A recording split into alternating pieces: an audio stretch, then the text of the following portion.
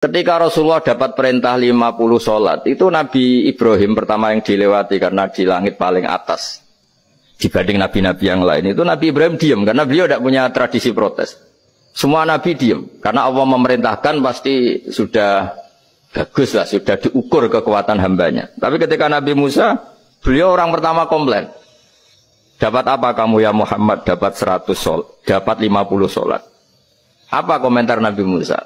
Umat saya lebih gagah-gagah, lebih keren-keren. Pernah saya uji itu tidak ada yang mampu, apalagi umat kamu. Maka kamu mintalah keringanan. Fas'alhu takhfif, kamu harus minta keringanan.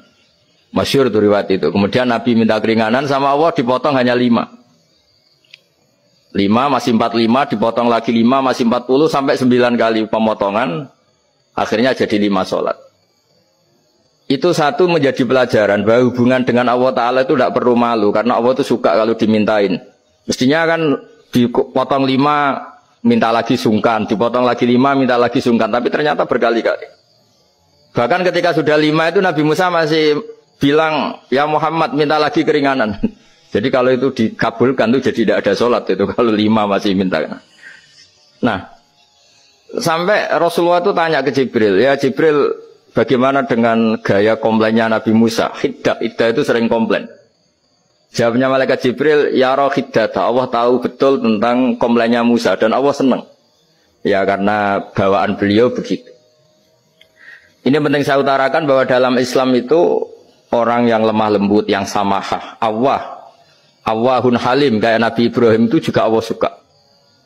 Yang suka komplain tapi demi hak bukan demi konflik. Saya ulang lagi, demi hak bukan demi konflik juga Allah suka. Itu kita menjadi dapat sholat yang hanya 5 itu barokahnya komplainnya Nabi Musa. Karena kita yang lemah ini diukur dengan umat beliau yang kuat. Ternyata umat beliau tidak kuat. Barokahnya tidak kuat itu dipakai tolak ukur apalagi umatmu ya Muhammad. Kemudian itu yang menjadikan Nabi sebagai orang yang sangat tawaduk. Karena yang merintahkan itu senior. Meskipun kita tahu Nabi Muhammad itu Sayyidul Awwalin wal Akhirin. Tapi secara lahir, secara jusmani beliau lahir paling belakang. Dan secara lahir juga beliau Nabi paling terakhir. Jadi secara hukum adab beliau harus sopan. Tentu sopan itu jadi panutan kita. Meskipun kita tahu hakikat beliau adalah Sayyidul Awwalin wal Akhirin. Secara hakikat. Nanti kita bicara lebih jauh tentang jusmani dan ruhani.